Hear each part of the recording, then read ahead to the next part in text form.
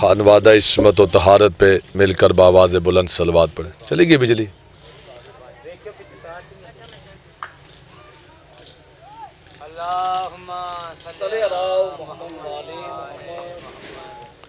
بار دیگر بلند تر صلوات۔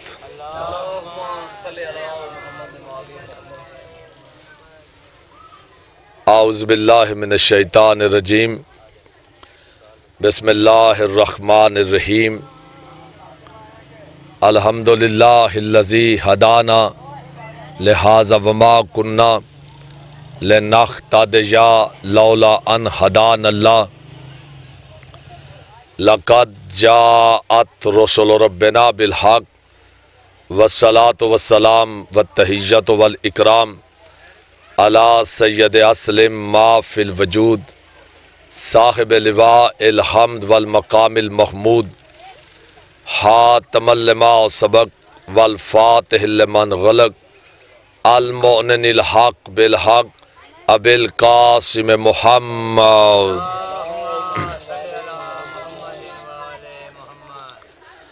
والصلاة والسلام علی اہل بیت الطیبین الطاہرین المعصومین المنتجبین المظلومین الذین اذہب اللہ عنہم الرجس وطہرہم تطہیرا۔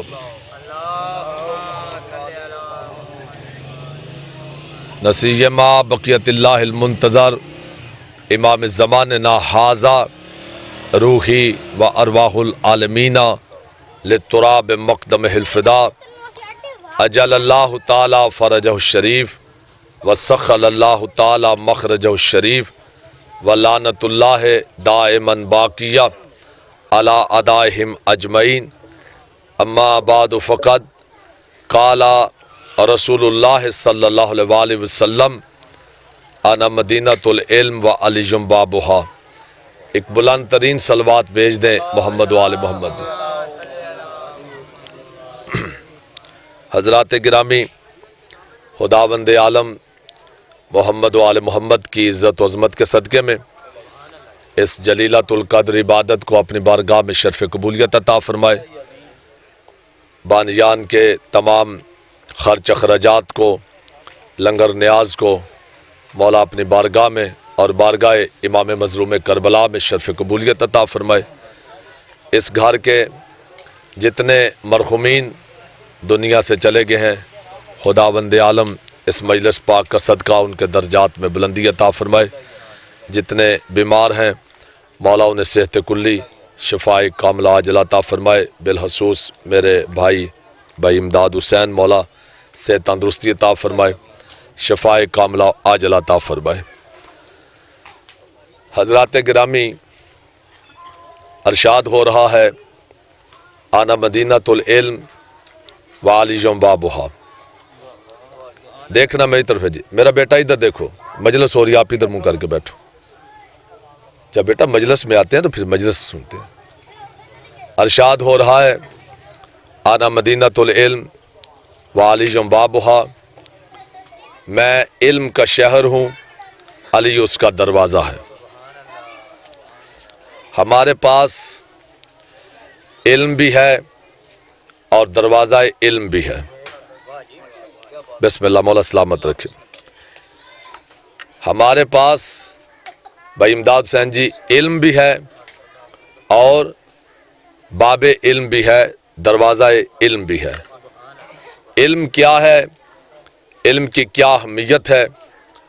معصومین علیہ السلام کی اگر احادیث یا فرامین پڑھے جائیں تو انہوں نے بڑی علم کی اہمیت بیان فرمائی ہے۔ زیادہ وقت میرے پاس نہیں کہ میں اتنی تفصیل سے گفتگو کروں، ماحول چاہے جیسا بھی ہے، بجلی ہے یا نہیں ہے، میں اپنی نوکری دے کے مجھے آگے جانا ہے۔ ناج البلاغہ میں حضرت امیر المومنین علی علیہ السلام نے ارشاد فرمایا کہ ہم آل محمد اللہ کی اس تقسیم پر راضی ہیں کہ اس نے ہمیں علم عطا فرمایا۔ جی اور مولا سلامت رکھے۔ زید بھائی جی، ہم آل محمد اللہ کی اس تقسیم پر راضی ہیں کہ اس نے ہمیں علم عطا فرمایا اور ہمارے دشمنوں کو مال عطا فرمایا۔ میرے مولا ارشاد فرماتے ہیں علم کو کبھی زوال نہیں آئے گا اور مال عن قریب فنا ہو جائے گا۔ آئیے میں دوسری حدیث بیان کرتا ہوں۔ معصوم ارشاد فرماتے ہیں ہر مرد اور عورت پر علم کا حاصل کرنا واجب ہے، فرض ہے۔ پھر ایک حدیث میں ارشاد ہوتا ہے کہ تم علم کو حاصل کرو چاہے تمہیں چین جانا پڑے۔ اس سے مراد یہ نہیں کہ چین میں علم ہے تو معصوم نے فرمایا، بلکہ وہ کوشش، وہ کاوش، وہ سفر، وہ مشکلات بیان فرمائی کہ اگر تمہیں علم حاصل کرنے کے لیے اتنی بھی مشکلات اٹھانی پڑے تو تم چین تک جاؤ اور علم کو حاصل کرو۔ ایک صلوات پڑھ لے محمد و آل محمد۔ کیوں ہے؟ ایک بلند ترین صلوات بھیج دے محمد و آل محمد پہ۔ ہے رے ملک صاحب؟ ہے رے؟ اچھا بسم اللہ۔ ایک بلند ترین صلوات پڑھیں جی محمد و آل محمد۔ توجہ فرما رہے ہیں جی۔ معصوم نے ارشاد فرمایا زید بھائی جی کہ علم کو حاصل کرو اگر تمہیں چین جانا پڑے۔ پھر علم کیا ہے؟ معصوم ارشاد فرماتے ہیں علم تمہاری حفاظت کرے گا، مال کی تم حفاظت کرو گے۔ ہر مقام پر علم کو فضیلت ہے، علم میں برتری ہے، تو ہمارے پاس علم بھی ہے اور دروازہ علم بھی ہے۔ ہم باب علم کے بھکاری ہیں، ابو جہل کے پجاری نہیں۔ توجہ ہے صاحبان کی؟ جی سامعین گرامی قدر، یہ علم ہی ہے کہ جو ہسپتال میں مریضوں کا علاج کر رہا ہے۔ یہ علم ہی ہے کہ آپ نے بٹن دبایا لندن میں بات کر لی۔ یہ علم ہی ہے آپ نے بٹن دبایا امریکہ سے رابطہ ہو گیا۔ یہ علم ہے، یہ علم کے کرشمے ہے اور علم کو حاصل کرنا چاہیے، کیونکہ معصوم علیہ السلام کا فرمان ہے کہ علم حاصل کرو، ہر مرد اور عورت پر علم کا حاصل کرنا واجب ہے۔ دوسری حدیث میں آپ کی خدمت میں عرض کرنا چاہتا ہوں۔ معصوم علیہ السلام نے ارشاد فرمایا انا دار الحکمہ وعلی بابھا۔ جی اور مولا تمہیں سلامت رکھے، حسین کی ماں آپ کے علم و معرفت میں اضافہ فرمائے۔ انا دار الحکمہ وعلی بابھا، میں حکمت کا گھر ہوں، علی اس کا دروازہ ہے۔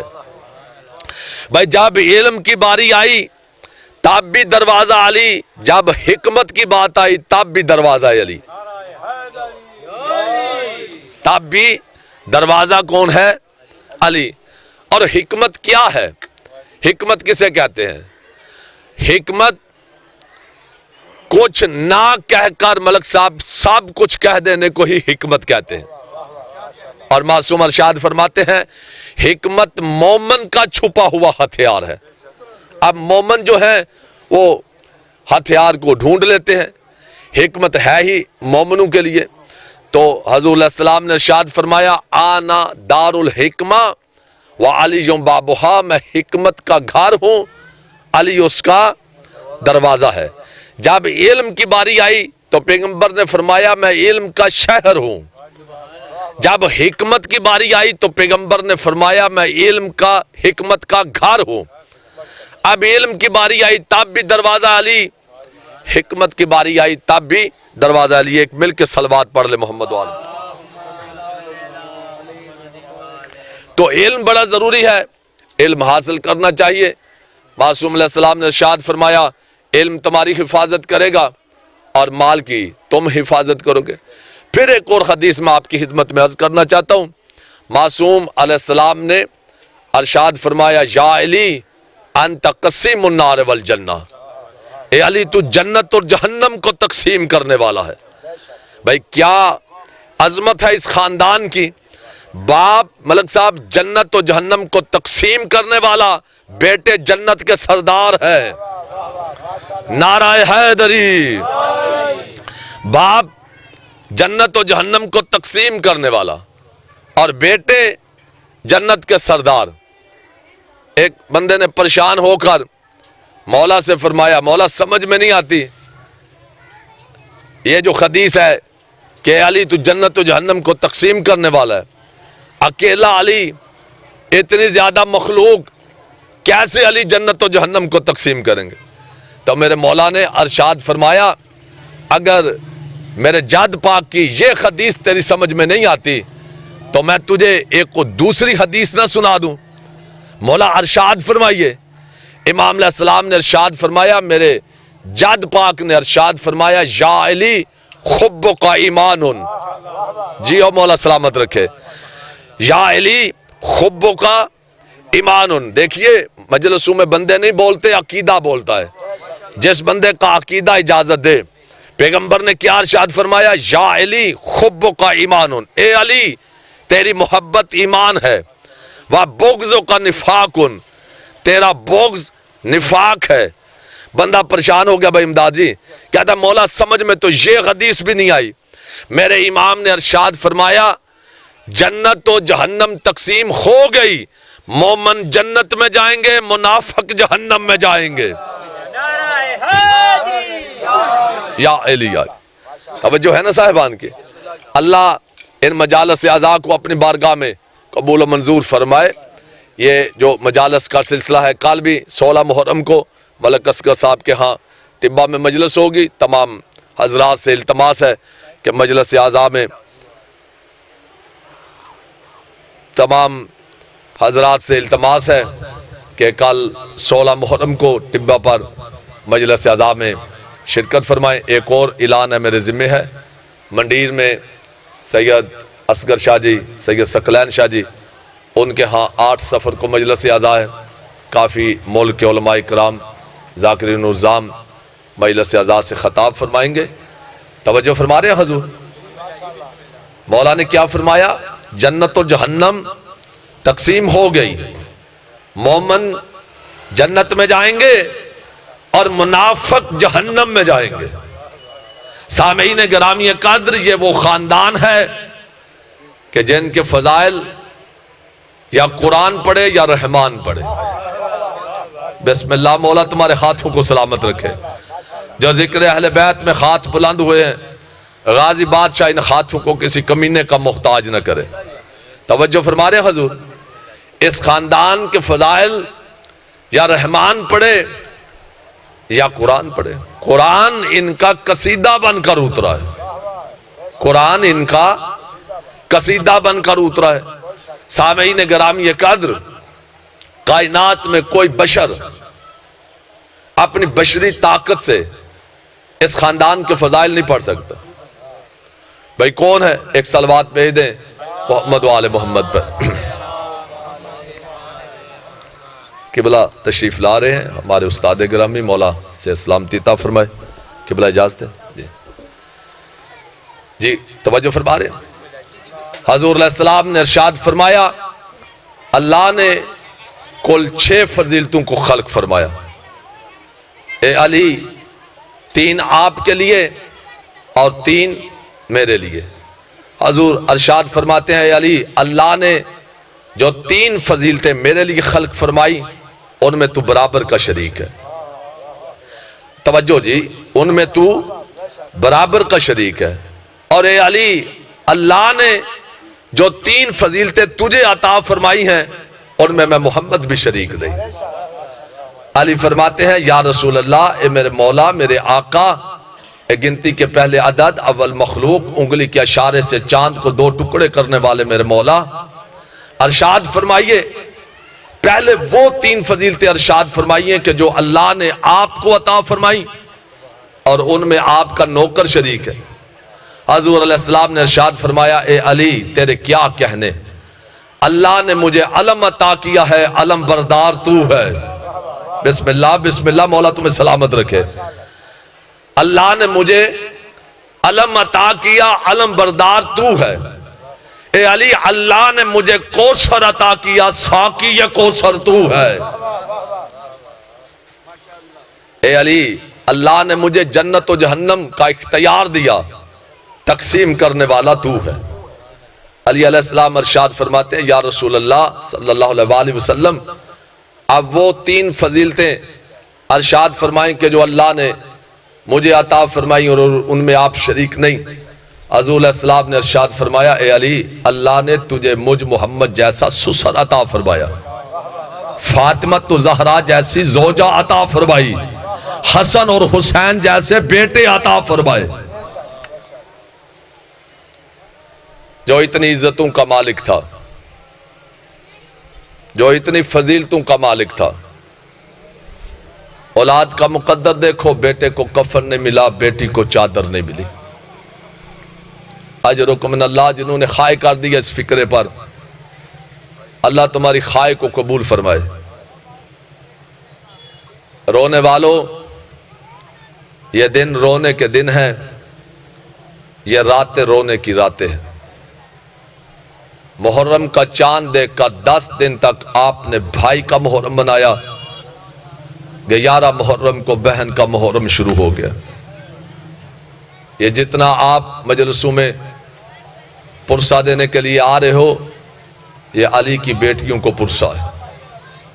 عزادارو، رونے والو، اللہ تمہیں سوائے غم حسین کے دنیا کے کسی غم میں نہ رلائے۔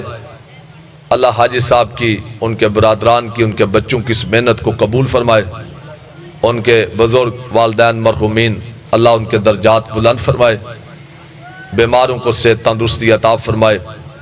اللہ سادات کے گھروں کو آباد رکھے، مومنین کے گھروں کو آباد رکھے۔ اس علاقہ میں جتنی مجالس عزا کا اہتمام ہے، اللہ حسین ابن علی کی عزت والی ماں کا صدقہ ان بانیان کو سلامتی عطا فرمائے، ان کے رزق میں عزت میں اضافہ فرمائے۔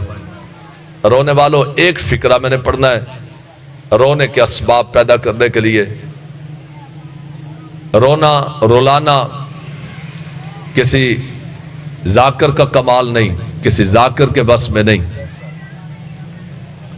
جھوٹ بولتا ہے وہ ذاکر جو کہے کہ جی میں آپ کے آنسوں کا ضامن ہوں۔ آنسوں کا ضامن ذاکر نہیں، خطیب نہیں، آنسوں کی ضامن ہے رسول کی بیٹی۔